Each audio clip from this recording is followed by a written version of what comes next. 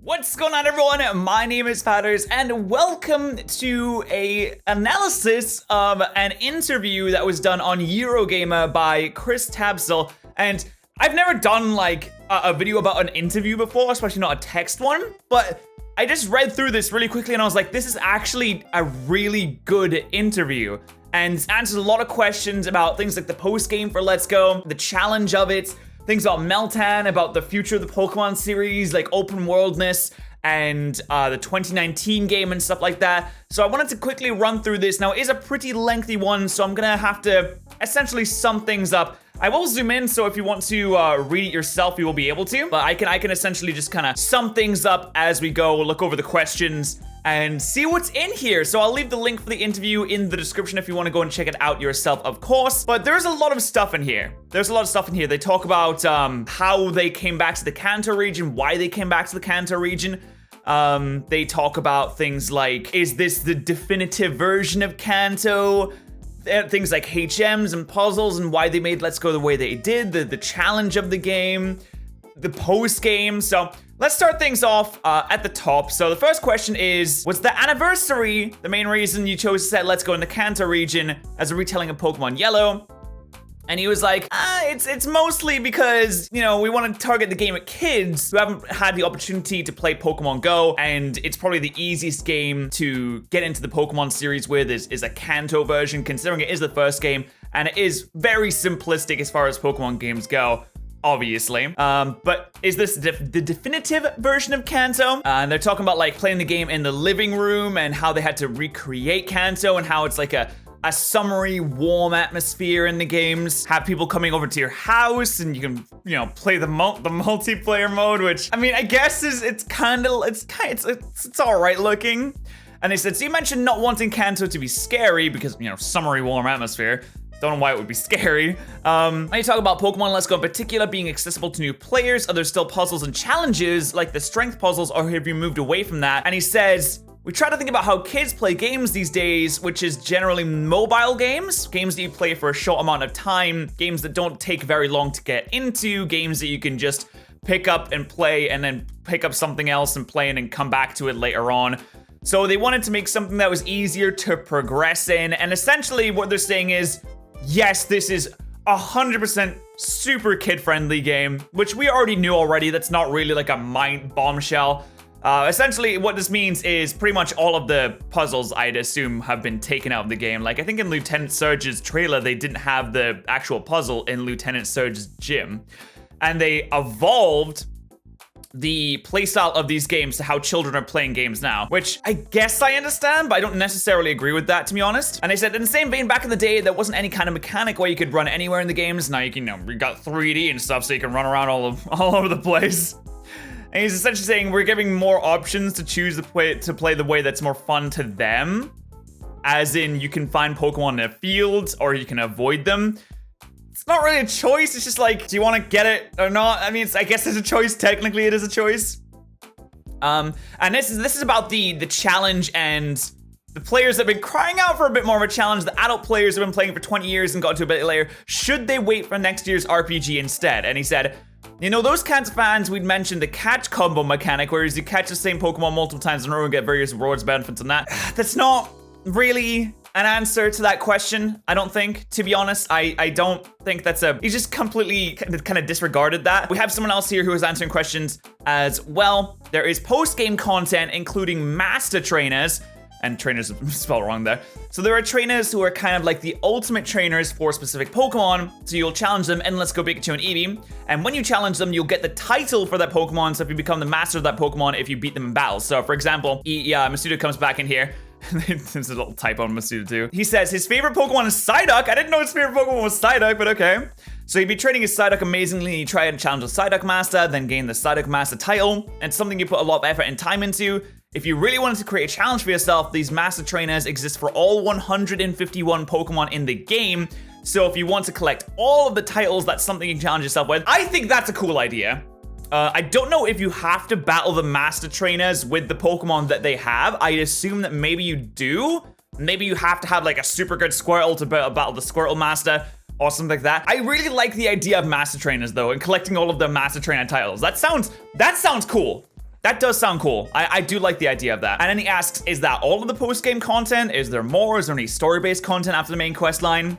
And Masuda says, obviously, it's based off the yellow version, which didn't really have any post-game. But there's always a chance of completing the Pokedex. And not just the in-game content, but we'd like players to challenge themselves and meeting up with friends and trading Pokemon from both versions to complete that Pokedex. We'd also like players to challenge themselves with meeting up with friends. It's not really hard, is it? Meeting up with your friends isn't really a challenge, but okay. And then he asks, is there a possibility that they will add anything beyond Kanto and the original 151 and the Alolan forms and Mega Evolutions to Let's Go Pikachu and Eevee? And they were like, not right now. Maybe if the game's received really well, we can like expand on it. We'll see how people like it. And he's like, hey, we just want people to become the trainer, throw the Pokeballs, achieve the dream, collect the 151, things like that. And then they're talking about strength again. They're talking about HMs. And they're basically asking, do you feel like it's settled that we're not going to be using HMs anymore? We're going to be using other methods of getting around. And he's like, yeah, this is actually kind of tricky because we're like, what do you want your Pokemon to do? We've had a partner Pokemon that's really throughout the game, so we want to have secret techniques that only your partner Pokemon can do because that is your guy, that is your main dude, your main friendo. And then when it comes to the future generations, that'll be up to the developer of those games to decide how to implement them. So he's like, it's not really up to me, but in this game, we want the partner Pokemon to be able to do a few things.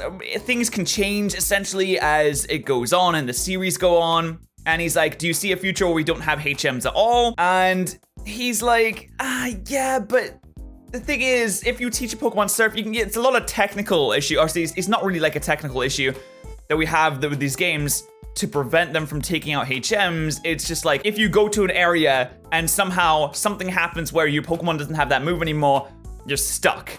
And then what do you do? Like, how do you solve that problem? But I think honestly, the Poke Ride or the way they did it in Sun and Moon was kind of perfect, I'd say. I really like the way they did it in Sun and Moon. I think they should just continue doing it like that. And then they're like, we want the Pokemon to be doing the things for the player.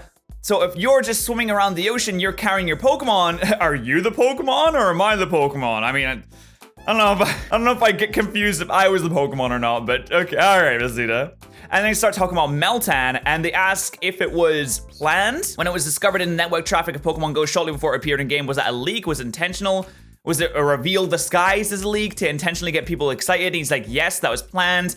We tried really hard on this one. We didn't even tell the entire company, which is really interesting. They didn't even tell, they kept this a really, really closely hidden secret. And he's like, so normally I don't really post on Twitter things about new Pokemon or Pokemon that are featured or more often encountered on Pokemon Go specific days. But on the day Meltan was released, it was Community Day for Chikorita, which as you remember, I was EGX at the time, but there was a Community Day for Chikorita. And it was 15 minutes before Meltan was set to be released. And Masuda was like, you better get your Chikorita, you only got 15 minutes left. So I guess we should keep an eye on Masuda's tweets from now on, boys. We'll make a point of, yeah, exactly. We'll make a point of paying more attention to your tweets. And he said, as far as I know, it's never been done this way before, particularly with it being first in a non-mainline game. When was that first thought up? And they said it was the Pokemon Company International's PR team and Niantic and Masuda who got started talking about it.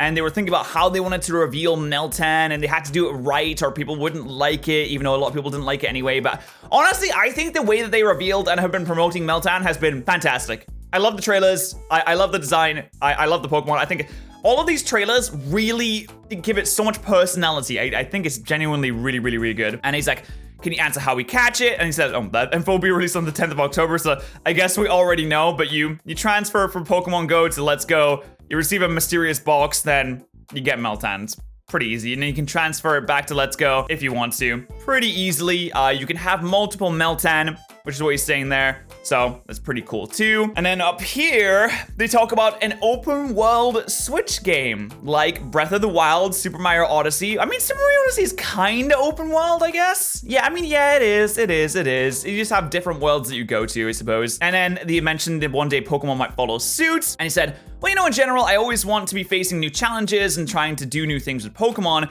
It's a different matter whether players actually enjoy that kind of playstyle. But you know, like setting up the AI so you know real world Pokemon appear or in different ways to appreciate the game. I'm always thinking of how to approach it, the Pokemon series from a different aspect. So in a sense, it's still on the cards. So those of you who want like a really open world Pokemon game, he's saying, yeah, technically we could. It's just, how do we approach that? How do we make that work and make it fun and make it a proper Pokemon game? As Pokemon usually isn't super open worldy, to be fair. And let's see. Oh, and then they talk about the evolutions and the pre-evolutions to the Kanto Pokemon that aren't in Let's Go Pikachu and Eevee. And they're like, yeah, but there's no Pokemon eggs in Generation 1. So I'm assuming that means no breeding in Let's Go Pikachu and Eevee as well, which I think we already knew that anyway. But he's like, there's no Pokemon eggs, so baby Pokemon doesn't make sense. We want to spend more time and effort into making the Kanto Pokemon and the original 151 as well made as possible and expressing them as well as we could. Makes sense. Doesn't suggest you have another eye on a Let's Go style game set in Johto. He said, well, maybe if everyone enjoys these games, but you know, more than that, I know a lot of people and fans have spent a long time hatching eggs. They've hatched a lot of eggs. I'm assuming he's talking about like breeding for competitive and stuff like that. But we kind of want them to discover new ways to enjoy the Pokemon games. You know, I'd be sad to think for them, Pokemon is just hatching eggs. So for this one, we're trying to show them the different sides of the game. So essentially, I believe that what he's saying here is he doesn't want Pokemon to strictly be a competitive game for a lot of people, and he wants them to be able to experience just the more casual side of it, which honestly, I feel like you should just kind of let people enjoy the games the way that they want to and provide options for all kinds of players to approach the game in whatever way that they enjoy playing it. And instead of just like being, hey, like here, you have to enjoy it this way too. You have to enjoy it this way too. But I mean, I'm not saying that Junichi Masuda is like the end all be all of Pokemon. He is obviously very important with the franchise. So what he says obviously is very important. So make sure you keep an eye on what was said in this interview. And they said that they can't talk about the 29 RPG. And they said, yeah, he just laughed and said sometime next year. So I think this is a really good interview. It has a lot of information in it.